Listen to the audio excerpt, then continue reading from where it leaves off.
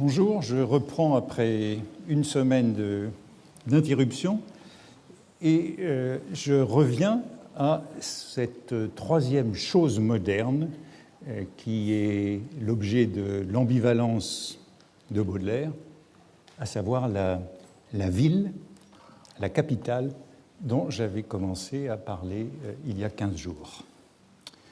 Je t'aime, ô capitale infâme, lit-on dans le projet d'un épilogue pour l'édition de 1861 des Fleurs du Mal. Et je crois que cette expression d'amour et de dénonciation de l'infamie de la capitale est un bon emblème de cette ambivalence, de cette dualité à l'égard de la ville que je voudrais explorer aujourd'hui. Mais je commence par un bref appendice et un retour sur quelque chose que je disais la dernière fois. J'évoquais ce croisement dans la dédicace du spleen de Paris. C'est surtout de la fréquentation des villes énormes, c'est du croisement de leurs innombrables rapports que naît cet idéal obsédant, l'idéal du poème en prose. Mon commentaire a suscité plusieurs messages électroniques qui allaient dans des sens divers. Je ne réponds pas à ces messages individuellement, mais je voudrais répondre publiquement. Je disais donc ma perplexité devant cette phrase, soulignant que je devais choisir, qu'il y avait une alternative entre une rupture de construction, c'est le poète qui fréquente les villes, ce sont les rapports qui se croisent, et une incorrection, c'est le poète qui croise les rapports. Je dis incorrection et donc difficulté du choix. La question se pose parce que l'emploi est rare et peut-être unique, je ne trouve pas d'autre exemple, du substantif croisement avec un sujet animé, le poète. C'est du croisement de leurs innombrables rapports.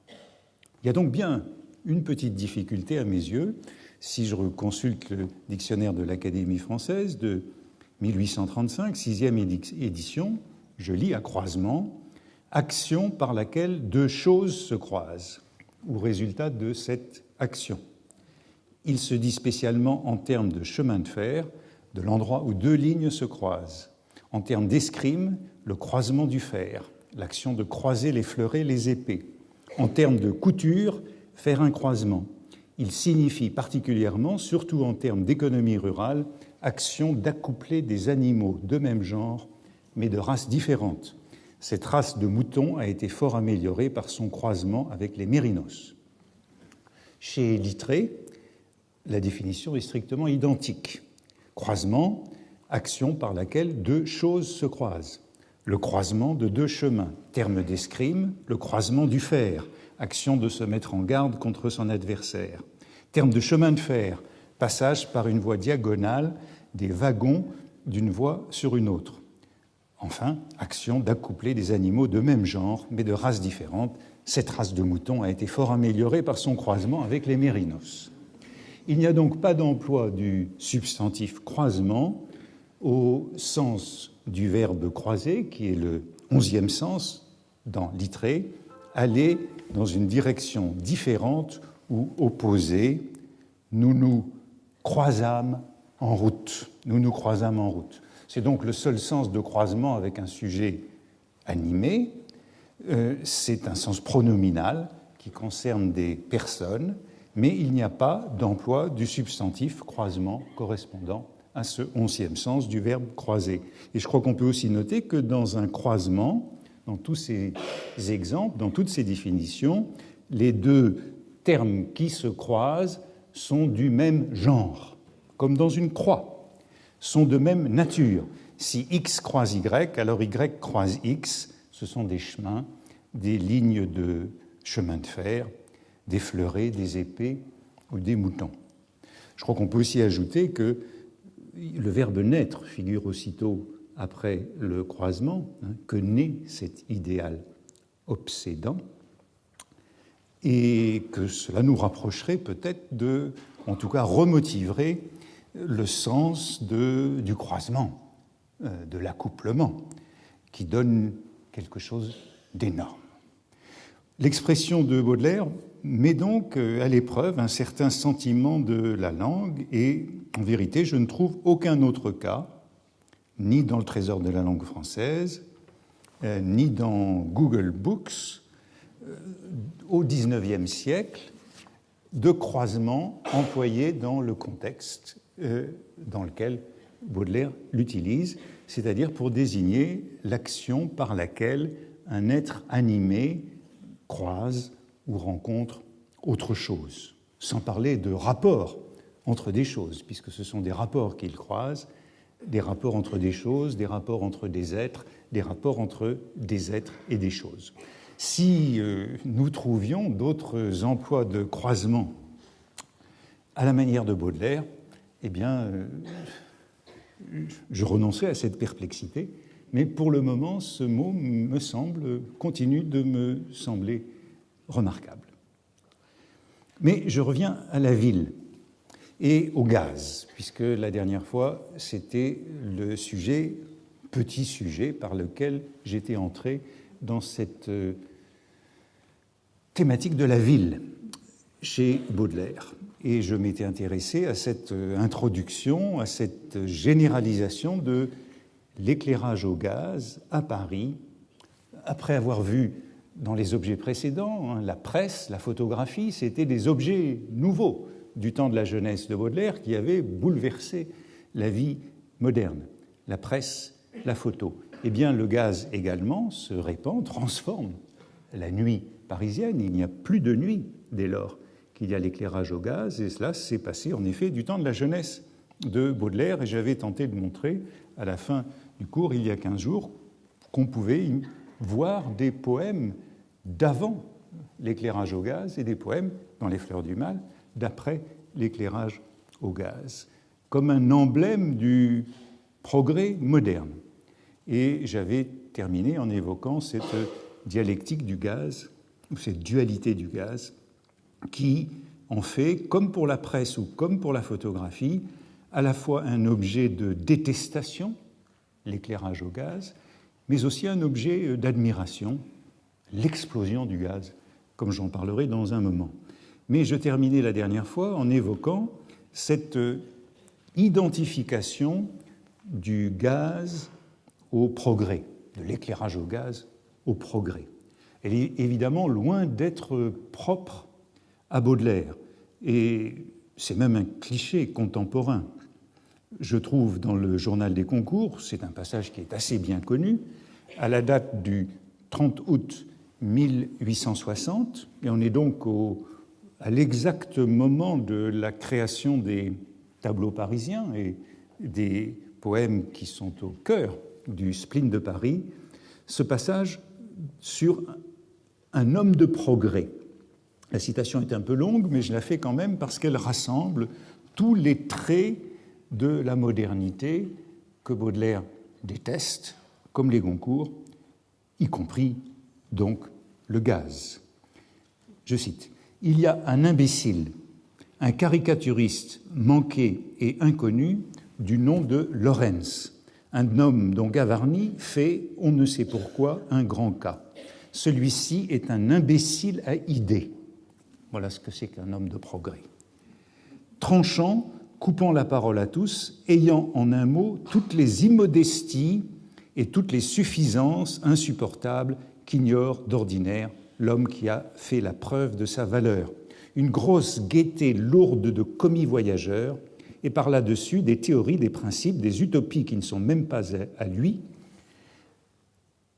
un ramas des idées des autres, prises au tas par un homme sans éducation, qui veut faire l'homme du monde, et par un homme sans études, qui veut faire des citations. Et puis viennent les exemples de cette bêtise moderne. En politique, c'est la démocratie avec un autocrate, le Second Empire. Puis la supériorité du français sur toutes les autres nations et la vieille rengaine de la perfide Albion. En littérature, ce n'est pas Béranger, mais c'est Molière. Là est la nuance du caractère et Molière arrivant au bout des phrases à toute sauce. Vous voyez qu'on a là une sorte de catalogue de la bêtise moderne, politique, démocratie de l'autocrate, nationale, la perfide Albion, littéraire, Molière, et ce qui, en passant, nous explique la rage de Baudelaire contre Molière dans Mon cœur mis à nu. Par exemple, cette citation « Les religions modernes ridicules, Molière, Béranger, Garibaldi » ou dans La lettre d'un atrabilaire, les auteurs favoris du siècle, Molière, Béranger. Le siècle étant le quotidien voltairien dont j'ai parlé à propos de la presse, qui est l'emblème de cette idéologie de gazetier. Molière inséparable donc de Béranger. Puis les Goncourt en viennent à la technique dans la description de ces lieux communs de l'homme de progrès, dont voici le symbole. Voit-il des becs de gaz? Voilà, dit-il, le vrai progrès. Puis c'est la photographie. Vous voyez qu'on trouve tout. La photographie vient aussitôt après le bec de gaz, comme dans ces chants modernes que je citais la semaine passée de Maxime Ducamp. Puis c'est la photographie, admirable, que c'est intéressant, voilà la vraie fraternité. Oui, ça réunira tous les peuples. Quand les Mahométans verront tous les autres se faire photographier, ils enverront promener leur religion pour faire comme tout le monde. On ne voit pas ça, mais vous verrez. Il est fier de son siècle, il explique tout, même la pluie par la Providence, les forêts manquées d'eau, on ne pense pas à ça. Type du réactionnaire progressiste, les nuages deviendront des arrosoirs, il le prédit aux fermiers. Vous voyez que le gaz et la photographie sont donc inséparables, comme chez Baudelaire, et la fraternité qui est induite par ces techniques modernes avec le lieu commun sur les musulmans que la photographie convertira au culte des images. Puis cette belle formule de réactionnaire progressiste. Enfin, les Goncourt en viennent à la nouvelle vie urbaine, symbolisée par le café neuf, ce café neuf des yeux des pauvres, commenté la dernière fois, opposé au vin des chiffonniers. La démocratie, c'est le café. Puis, je cite les Goncourt, vient la moralisation des masses, mot que Baudelaire n'emploiera jamais, celui de masse, en ce sens-là, car il s'occupe beaucoup de la moralisation des masses. Devinez par quoi? Par le café d'abord. Ce n'est plus le cabaret, on ne se saoule pas au café. Et puis, voyez le grand café parisien, il y a tous les mondes de Paris, des circuleurs, mot assez rare, des putains, des ouvriers, des employés, des femmes du monde. Eh bien, tous ces gens-là apprennent à se connaître. Voilà la véritable fraternisation. Et toujours plus, ils se saoulent de la tendresse et de phrases qui coulent sur les masses. Bon, le passage continue, mais voilà bien le type de ce philanthrope haï par Baudelaire, représentant l'idéologie du siècle et du siècle, le quotidien. Alors cette Alcide Joseph Lorentz, caricaturiste, ne figure pas dans les index de Baudelaire. Il n'est pas présent dans quelques caricaturistes français, le texte de Baudelaire sur la caricature, mais c'était un compagnon de Gavarni, donc, puisqu'il est cité avec Gavarni, de Daumier, de Trimolet, tout caricaturiste dont parle Baudelaire, avec éloge. Et il ne manquait pas d'idées. Il y a une autre idée qui est évoquée par les Goncourt à propos du gaz. Lorentz proposait de mettre des marmites en haut des réverbères au gaz afin de chauffer du bouillon pour le peuple. Ce sont de telles idées qui suscitent la rage de Baudelaire, notamment dans Le Voyage, contre le gaz comme un signe du progrès. Et la tirade de l'exposition universelle est fameuse. Je crois que je concluais avec elle il y a 15 jours. Demandez à tout bon Français qui lit tous les jours son journal dans son estaminet. Voilà le journal. Ce qu'il entend par progrès, il répondra que c'est la vapeur, l'électricité et l'éclairage au gaz, etc. La thèse est plus lapidaire dans Mon cœur mis à nu, théorie de la vraie civilisation. Elle n'est pas dans le gaz, ni dans la vapeur, ni dans les tables tournantes. Elle est dans la diminution des traces du péché originel. Peuple nomade, pasteurs, chasseurs, agricoles et même anthropophages, tous peuvent être supérieurs par l'énergie, par la dignité personnelle à nos races d'Occident. Celles-ci seront peut-être seront détruites, théocratie et communisme. Voilà la contribution de Baudelaire au débat sur la valeur des civilisations, sur leur égalité ou sur leur inégalité.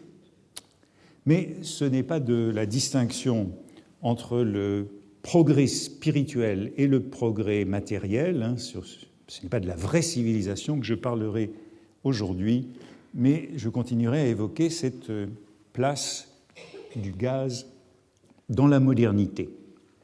La vie, la ville moderne, c'est bien le gaz. Voyez l'incipit de Mademoiselle Bistoury, ce poème en prose que j'ai déjà dû évoquer et qui commence par ces mots. « Comme j'arrivais à l'extrémité du faubourg, sous les éclairs du gaz, je sentis un bras qui se coulait doucement sous le mien et j'entendis une voix qui me disait à l'oreille « Vous êtes médecin, monsieur ?»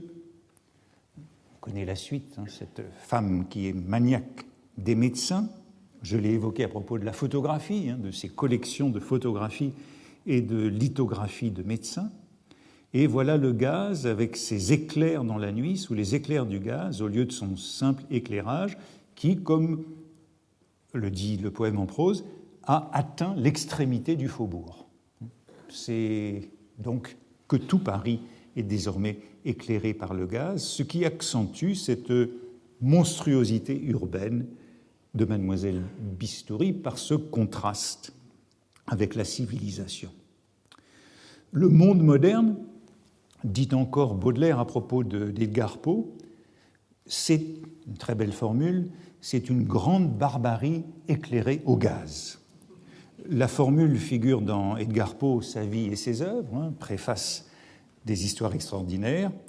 Je cite, « De tous les documents que j'ai lus est résulté pour moi la conviction que les États-Unis ne furent pour Poe qu'une vaste prison qu'il parcourait avec l'agitation fiévreuse d'un être fait pour respirer dans un monde plus aromal, qu'une grande barbarie éclairée au gaz et que sa vie intérieure, spirituelle de poète ou même d'ivrogne, n'était qu'un effort perpétuel pour échapper à l'influence de cette atmosphère antipathique. » Donc l'effort spirituel, la vie intérieure, son objet, c'est d'échapper à cette barbarie éclairée au gaz. Voilà pour cette haine du gaz. On trouve cependant aussi chez Baudelaire, et c'est cela qui est le motif de cette ambivalence ou de cette dualité, une jubilation du gaz liée non à l'éclairage, au gaz domestiqué, urbanisé, mais à l'explosion. Et je vous rappelais la dernière fois l'étymologie du gaz, puisque c'est le chaos avec une prononciation flamande. Il y a un retour à ce chaos étymologique qui donne à Baudelaire un intense plaisir, comme lorsqu'il écrit à Poulet-Malassis de Honfleur, le 29 avril 1859, « Nouvelle fleur du mal faite », qu'il lui envoie pour la nouvelle édition, a tout cassé comme une explosion de gaz chez un vitrier. Baudelaire fait ici allusion au nouveau poème qu'il vient de composer et qui le dépasse. Ce sont les plus beaux des tableaux parisiens, Le Cygne, Les 7 vieillards, Les petites vieilles, qu'il dédiera à Hugo.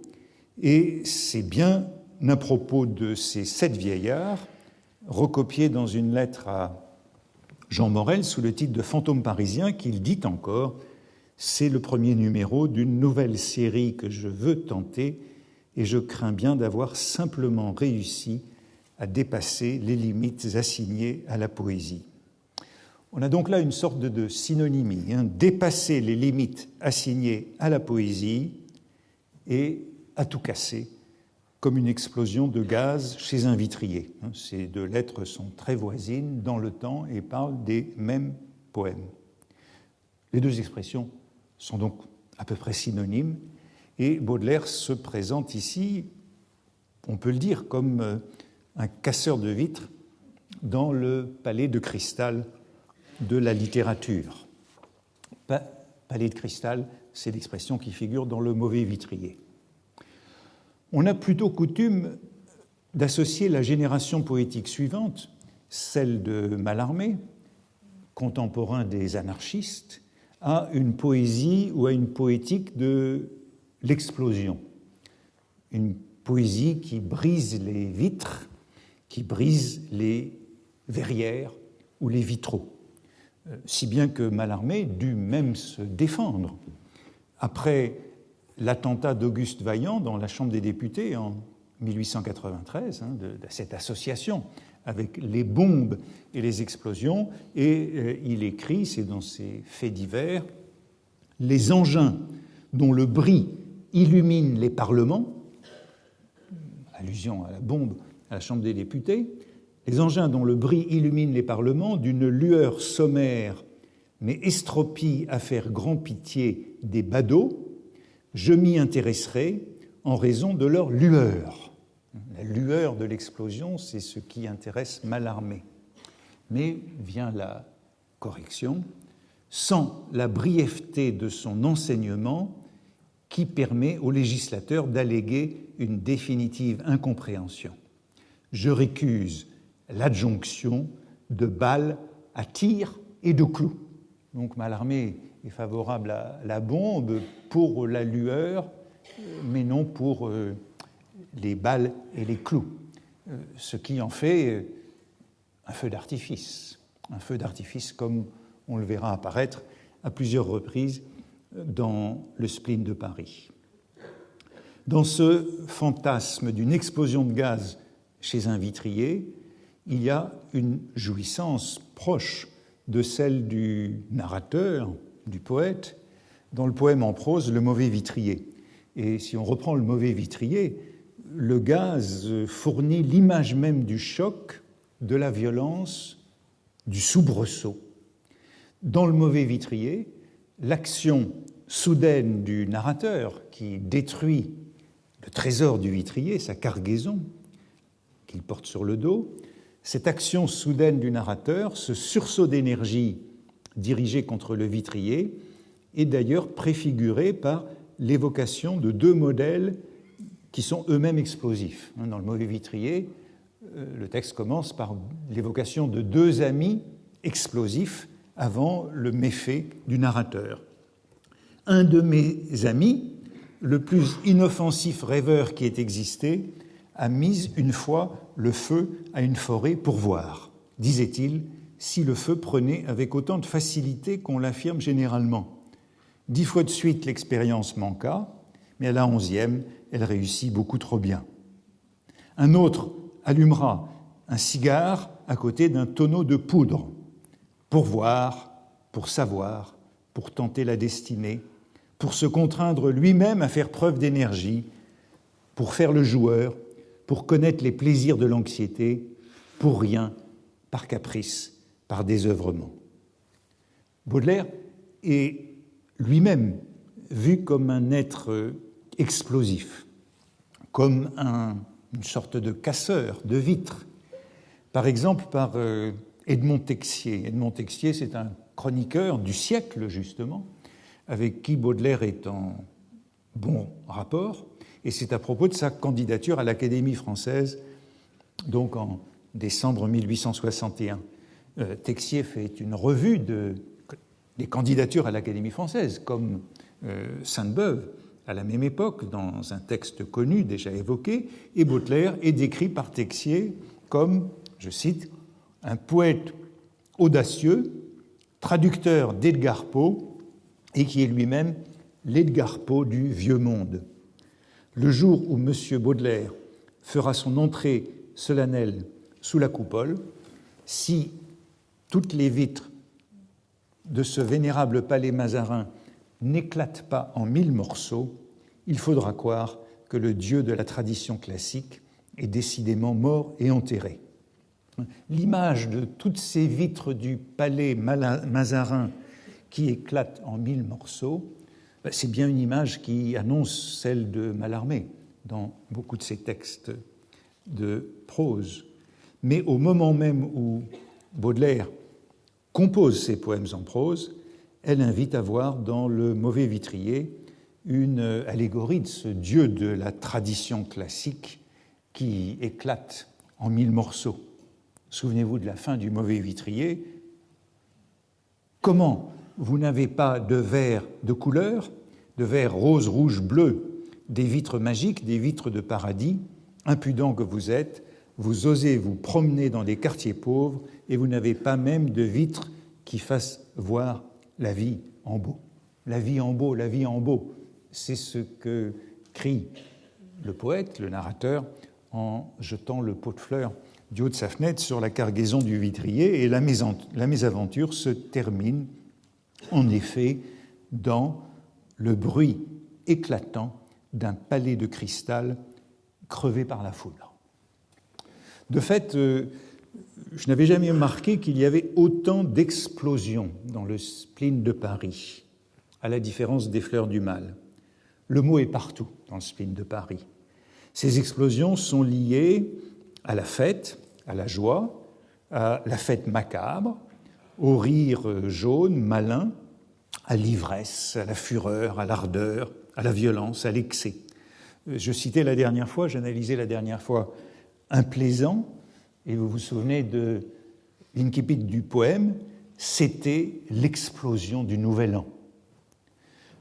Dans le vieux saltimbanque, c'était un mélange de cris, de détonation de cuivre et d'explosion de fusées. Et un peu plus loin, toujours dans le vieux saltimbanque, partout la joie, le gain, la débauche, partout la certitude du pain pour les lendemains, partout l'explosion frénétique de la vitalité. Et je crois que ces trois exemples que je viens de citer, ces trois occurrences de l'explosion sont très représentatives puisqu'on les trouve toutes les trois dans des phrases nominales. C'était l'explosion du Nouvel An, c'était un mélange de cris, partout la joie, etc. L'explosion va de pair avec cette fréquence de la phrase nominale dans le spleen de Paris. C'est le type même de ce style éruptif du poème en prose. Pareillement, dans l'hymne à la nuit, ou l'apostrophe de la nuit, qui clôt le crépuscule du soir, dans la dernière version, à partir de 1862, je cite, « Dans la solitude des plaines, dans les labyrinthes pierreux d'une capitale, scintillement des étoiles, explosion des lanternes, vous êtes le feu d'artifice de la déesse Liberté. » Voilà le feu d'artifice lié à cette explosion des lanternes et toujours ce style nominal pour décrire l'allumage des réverbères à la nuit tombée. Dans une mort héroïque, durant le dernier spectacle de Fanchoul, les explosions de la joie et de l'admiration ébranlèrent à plusieurs reprises les voûtes de l'édifice avec l'énergie d'un tonnerre continu. On avait la foudre dans le palais de cristal, on a maintenant le tonnerre dans le théâtre, prêt d'exploser au spectacle de Fanchoul. Ou encore dans le Thyrse, et dans un tout autre contexte, ne dirait-on pas, voilà, dans le Thyrse, on a au contraire du style nominal, des phrases assez longues, ne dirait-on pas que la ligne courbe et la spirale font leur cours à la ligne droite et dansent autour dans une muette adoration? Ne dirait-on pas que toutes ces corolles délicates, tous ces calices, explosions de senteurs et de couleurs, la position, explosion de senteurs et de couleurs, exécute un mystique fandango autour du bâton hiératique. Allégorie de cette poésie, l'esthétique du tierce est donc celle de l'explosion des couleurs, que je ne peux pas ne pas rapprocher de ce que nous disions du kaléidoscope il y a quelque temps, qui était loué par Baudelaire à l'encontre de la photographie. Il y a indéniablement, d'un bout à l'autre du spleen de Paris, un bonheur de la déflagration, de la commotion, une poétique de l'explosion, qu'on pourrait sans doute rapprocher des textes sur l'essence du rire et sur le comique absolu. Encore quelques exemples. Dans le désir de peindre, c'est à propos d'une passante disparue dans la nuit. Elle est belle et plus belle, elle est surprenante. En elle, le noir abonde, et tout ce qu'elle inspire est nocturne et profond. Ses yeux sont deux antres où scintille vaguement le mystère, et son regard illumine comme l'éclair. C'est une explosion dans les ténèbres. Je la comparerai à un soleil noir, si l'on pouvait concevoir un astre noir versant la lumière et le bonheur. Bel exemple, évidemment, de cette dualité de la lumière dans la nuit. Et dans Le Tir et le cimetière, encore, et vous voyez que ça va jusqu'aux derniers poèmes en prose, la lumière et la chaleur y faisaient rage dans le cimetière, et l'on eût dit que le soleil ivre se vautrait tout de son long sur un tapis de fleurs magnifiques engraissées par la destruction. Un immense bruissement de vie remplissait l'air, la vie des infiniment petits, coupée à intervalles réguliers par la crépitation des coups de feu d'un tir voisin qui éclatait comme l'explosion des bouchons de champagne dans le bourdonnement d'une symphonie en sourdine. Crépitement des coups de feu, explosion des bouteilles, association de ce café et du cimetière et du tir. Le café est au bord du cimetière, une fête sans doute ironique. Enfin, une dernière occurrence, mais j'aurai l'occasion d'y revenir parce qu'elle est très intéressante, c'est dans Anywhere Out of the World, n'importe où hors du monde. Enfin, mon âme fait explosion. Donc c'est le poète lui-même qui explose dans une formule très intéressante, dans ce moment de jouissance intense où l'âme elle-même explose à l'article de la mort. L'éclairage au gaz, l'explosion de gaz, c'est donc le sic et non, le pro et contra de la modernité, le chaos dominé ou le retour au chaos. Mais notons qu'il y a aussi un troisième temps dans ce que j'appelais non seulement une dualité, mais presque une dialectique du gaz. Par exemple, dans L'amour du mensonge. L'amour du mensonge, c'est un poème de 1860, moment de ces dépassements que nous signalions, et il est lui aussi joint à une lettre à Poulet-Malassis sous le titre « Le décor » pour joindre à la nouvelle édition des Fleurs du Mal.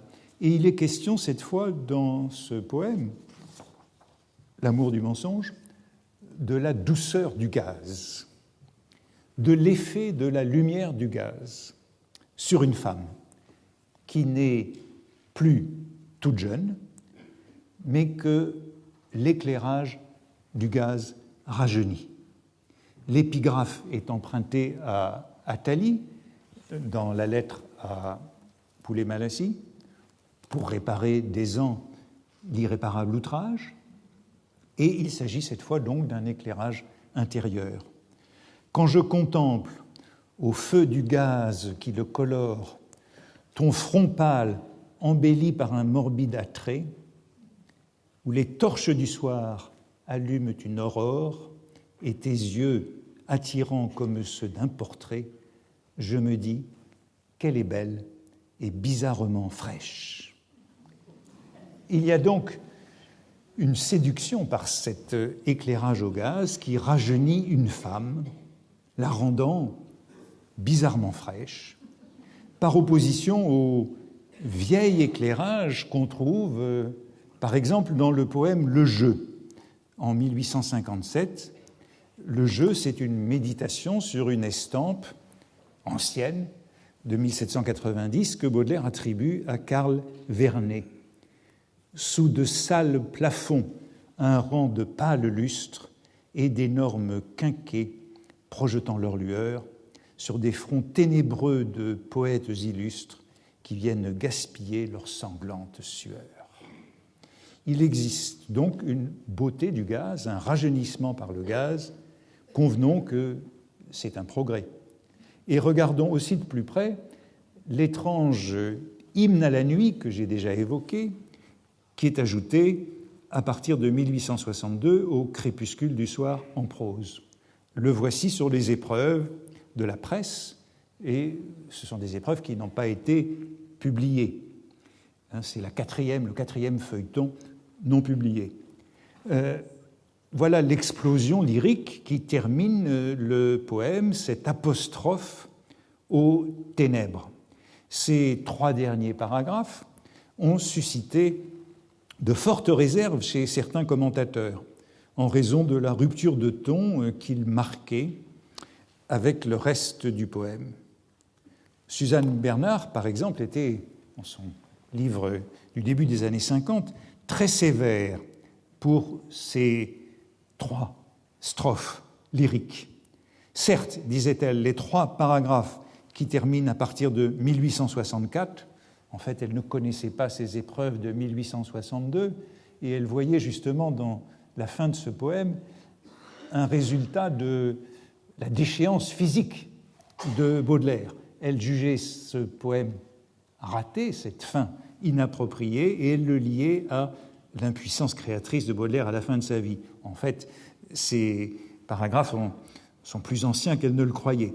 Certes, les 3 paragraphes qui terminent à partir de 1864, le Crépuscule du soir, ne sont pas sans beauté dans leur élan lyrique, mais lorsque Baudelaire les rajouta au texte primitif, purement anecdotique, conçu pour figurer dans le recueil Fontainebleau, c'était les premiers poèmes en prose de Baudelaire en 1855, comment n'a-t-il pas senti qu'il greffait un second poème sur le premier, différent de caractère et d'inspiration.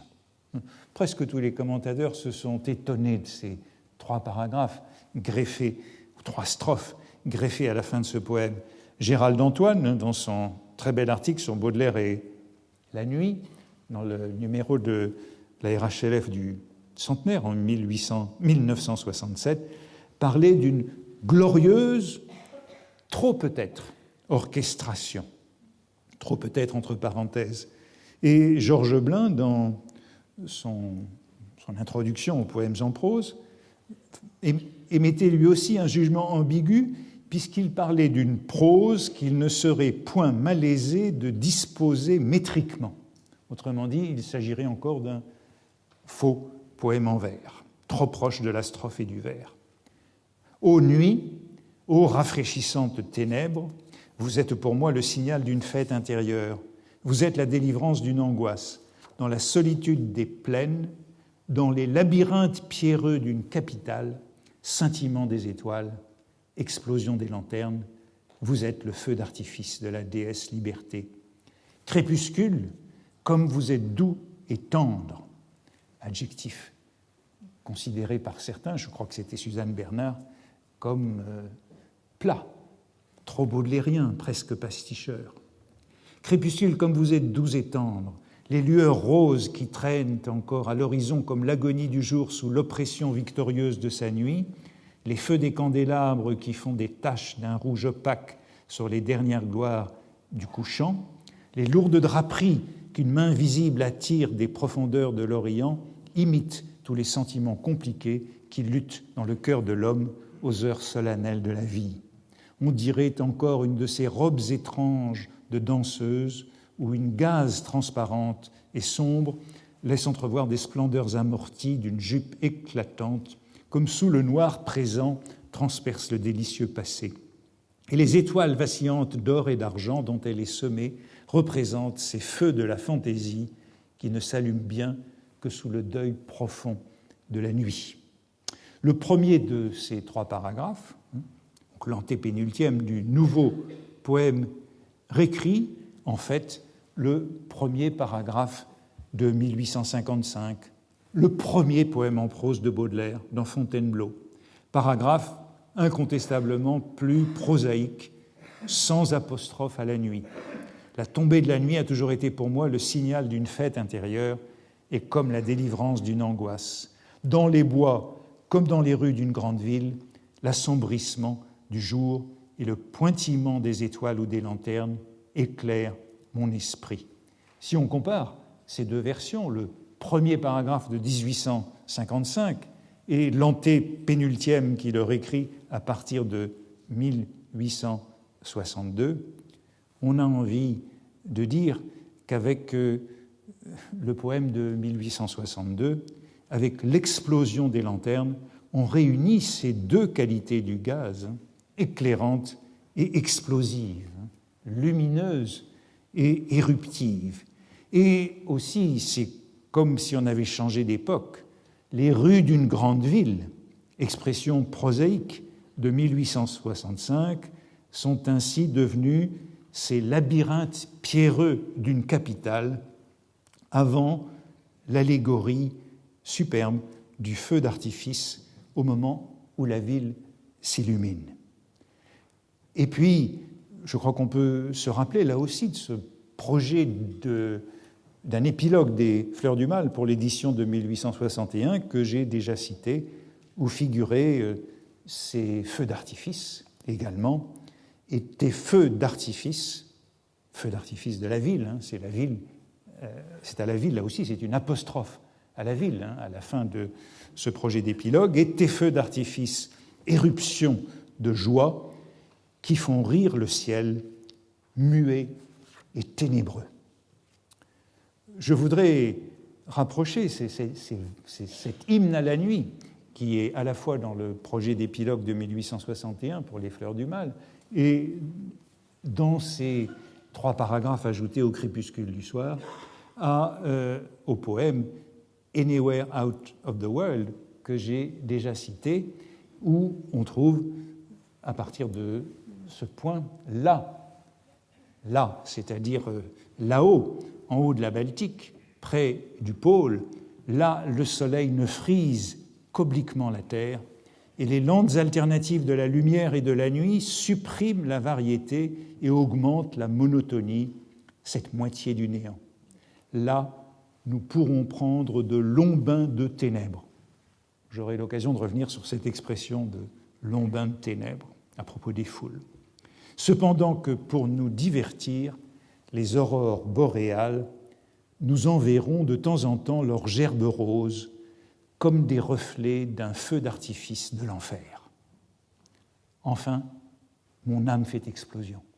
Voilà l'expression déjà citée à laquelle je voulais revenir.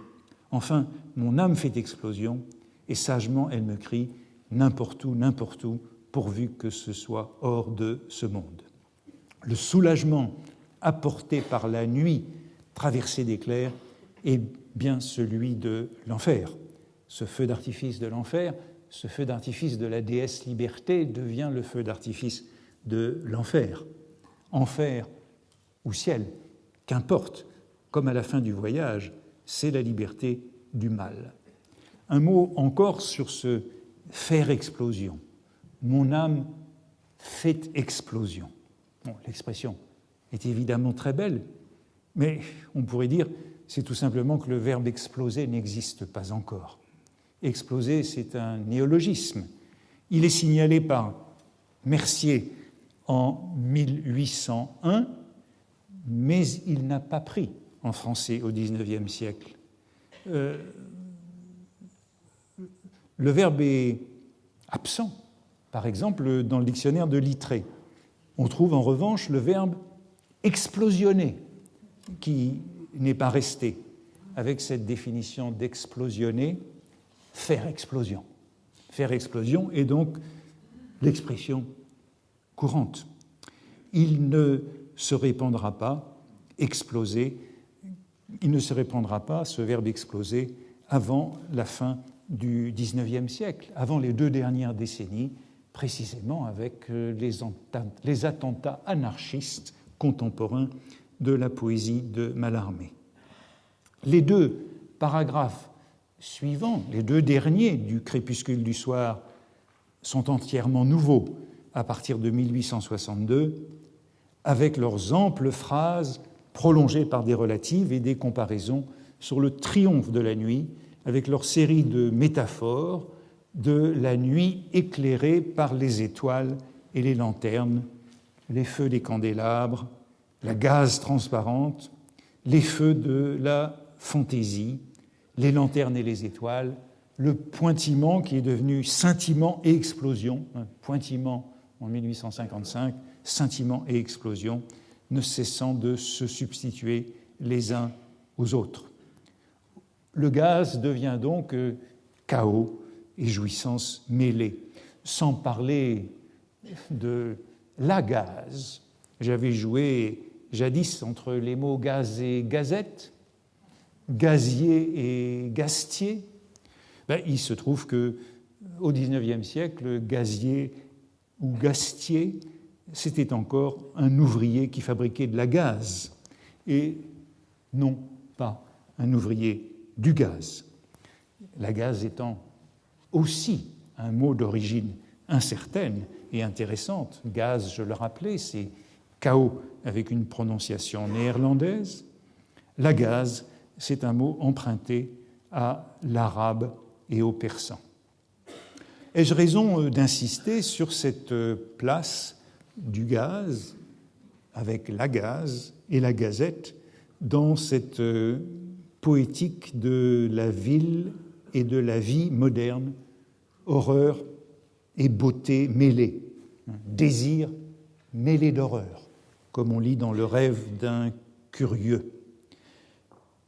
Quoi qu'il en soit, le gaz paraît si attaché à Baudelaire que Mallarmé l'a fait figurer en position, Mallarmé, intéressé à l'explosion, comme je l'ai dit, l'a fait figurer en position éminente dans son poème « Le tombeau de Mallarmé », dont voici les 2 quatrains. Le temple enseveli divulgue par la bouche sépulcrale d'égout, bavant boue et rubis, abominablement quelque idole Anubie dont tout le museau flambé comme un abois farouche, ou que le gaz récent tord de la mèche louche, essuyeuse, on le sait, des opprobres subis, il allume, hagard, un immortel pubis dont le vol, selon le réverbère, découche. Ce n'est pas le moment d'interpréter ces vers difficiles, sinon pour remarquer qu'ils font allusion à quelques grands thèmes baudelairiens liés à la ville moderne, comme la mort et la prostitution.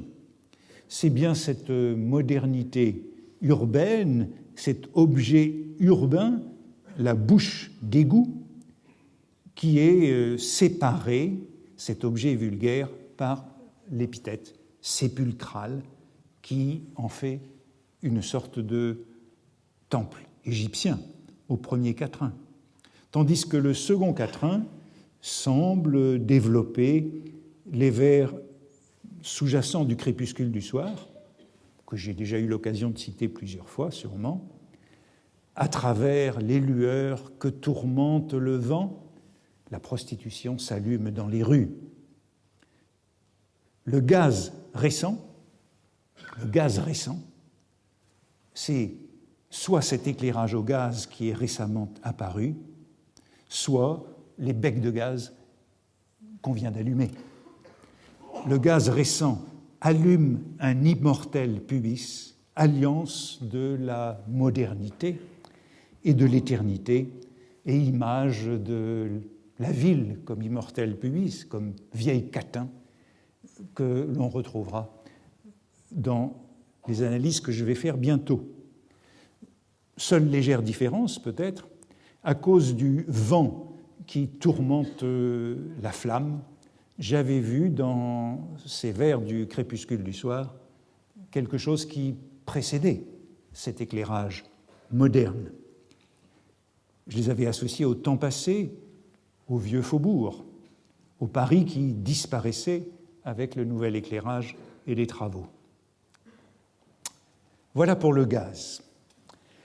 Après cette entrée insidieuse dans la ville moderne, je voudrais maintenant y pénétrer par la grande porte. Et je commencerai dans les 10 minutes qui me restent avant de développer cela la prochaine fois. Cette grande porte, ce sont les foules, comme essence de la ville moderne. Et je voudrais m'intéresser à ce noyau, ce triptyque poétique qui est au cœur du spleen de Paris et qui est constitué des foules, des veuves et du vieux saltimbanque. Ces 3 poèmes qui sont dans la publication sous le titre « Poèmes en prose » dans la revue Fantaisiste, le 1er novembre 1861, les 3 derniers, les 3 nouveaux. Et comme vous le remarquez, les 6 premiers en sont alors seconde ou 3e publication. 3e pour le crépuscule du soir, dans la version première, que j'évoquais tout à l'heure, pour la solitude. 2e pour les projets, l'horloge et la chevelure et l'invitation au voyage. Les 6 premiers poèmes, en novembre 1861, sont donc les doublés en prose des poèmes des Fleurs du Mal de 1857. Tandis que les 3 derniers, eh bien, ils sont contemporains des tableaux parisiens et représentent de façon exemplaire l'entrée dans le spleen de Paris. Les foules, les veuves, le vieux saltimbanque. 2 d'entre eux sont, je crois que je l'ai déjà dit, sont d'ailleurs signalés par Sainte-Beuve dans son article de janvier 1862 sur les élections à l'Académie française. Dans les petits poèmes en prose, le vieux saltimbanque et les veuves sont 2 bijoux. 3 ans plus tard, je crois que je l'ai aussi signalé, Sainte-Beuve évoque encore les 2 mêmes poèmes, plus Les yeux des pauvres, que nous avons déjà commenté sur le boulevard, qui a été publié entre-temps, en 1864. Il les évoque donc en 1865 en comparant Charles Moncelet à Baudelaire. Et il dit « C'est plus prosaïque que Baudelaire, lequel peint sur émail se rappelait le vieux saltimbanque, les petites vieilles. » Et c'est très intéressant de voir que Sainte-Beuve confond le poème en prose et le poème en vers. Le poème en vers, les petites vieilles, le poème en prose, les veuves, le vieux saltimbanque, les petites vieilles, le café neuf, ou les yeux des pauvres qu'il appelle le café neuf. Des 3 nouveaux poèmes en prose de 1861 qui, selon moi, forment un ensemble, les foules, les veuves, le vieux saltimbanque, Sainte-Beuve ne cite pas le premier, les foules, et on verra pourquoi. Il me semble donc que cette bascule dans le spleen de Paris a lieu avec ces 3 poèmes de la ville et de la foule.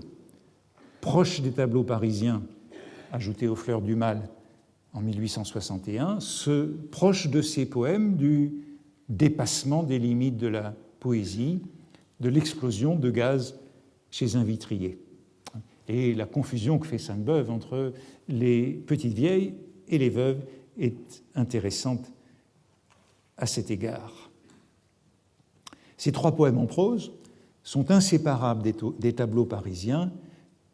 Ils en sont en quelque sorte les pendants et ils forment, à mes yeux, le cœur du spleen de Paris dans la publication de 1862, où ils sont d'une certaine façon au centre, et encore dans la publication posthume de 1869. Ce sont eux 3, et j'ai envie de dire, avec quelques autres qui viendront après, qui répondent le mieux au titre du recueil et qui le motivent. Et ces trois poèmes sont tout pénétrés par la dualité ou l'ambivalence de la foule, comme de toute chose moderne. Le poète, dans la foule urbaine, oscille entre plaisir, jouissance du flâneur et choc, ébranlement, traumatisme, mutilation, perte de soi. Lors de sa visite il y a quelques semaines, John Jackson a mis l'accent sur la dépossession de soi dans la grande ville, mais il y a aussi, me semble-t-il, une jouissance de l'anonymat, une jouissance de l'incognito dans la grande ville qui n'est jamais absente. Je rappelais le vers du projet d'épilogue de 1861, « Je t'aime, ô capitale infâme ». C'est comme il y a deux côtés dans les paradis artificiels, volupté de l'opium d'un côté, torture de l'opium de l'autre, texte qui narre aussi, on ne peut pas l'oublier, une expérience de la ville de Londres et dans lesquelles on peut trouver le prototype de la métropole moderne. D'une certaine façon, volupté de l'opium et torture de l'opium préfigurent l'expérience du thème urbain du spleen de Paris, à la fois jouissance de la foule et tyrannie de la face humaine, selon l'expression de Quincy. L'audi et amo de la modernité. On trouve une bribe inclassable de Baudelaire qui porte sur cette sublimité de la ville. Le vertige senti dans les grandes villes est analogue au vertige éprouvé au sein de la nature. Délice du chaos et de l'immensité. Sensation d'un homme sensible en visitant une grande ville inconnue. Cette bribe est publiée dans les notes diverses sur l'art philosophique, et vous voyez que Baudelaire étend l'expérience rousseauiste du promeneur solitaire à la grande ville inconnue. Même si lui-même n'a pas connu Londres, modèle de ces grandes villes, cette grande ville inconnue qui est susceptible de procurer un vertige analogue à celui qui est ressenti devant la nature. Claude Pichois, dans son édition de ses notes diverses sur l'art philosophique, rapproche justement ces notes de la dédicace du spleen de Paris, à partir d'une note qui précède sur le même feuillet. C'est bien la thèse de Baudelaire dans ce noyau central du spleen de Paris. La comparaison qu'on peut faire entre les variantes de la fin de la solitude, qui est en tête, publiée pour la 3e fois ici, vérifie cette analogie entre le sublime naturel et le sublime urbain. Je saute quelques petites choses que je voulais faire. Voici cette variante. Voici la version de 1855.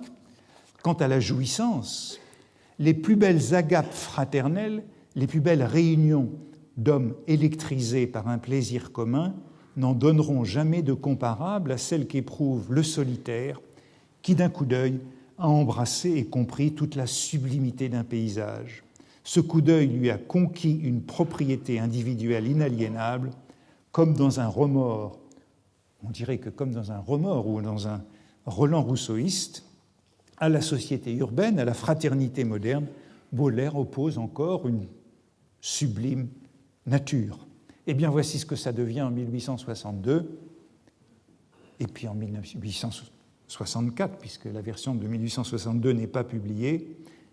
Presque tous nos malheurs nous viennent de n'avoir pas su rester dans notre chambre, dit un autre sage, Pascal, je crois, rappelant ainsi dans la cellule du recueillement toutes ces affolés qui cherchent le bonheur dans le mouvement et dans une prostitution que je pourrais appeler fraternitaire si je voulais parler la belle langue de mon siècle.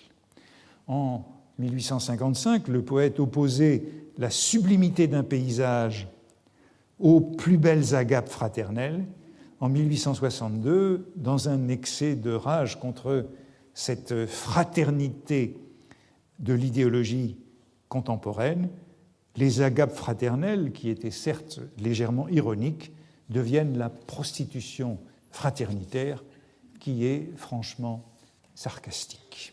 Eh bien, je poursuivrai la prochaine fois sur les foules avec cette dualité de ces poèmes entre l'horreur et l'extase de la foule comme dualité moderne. Merci.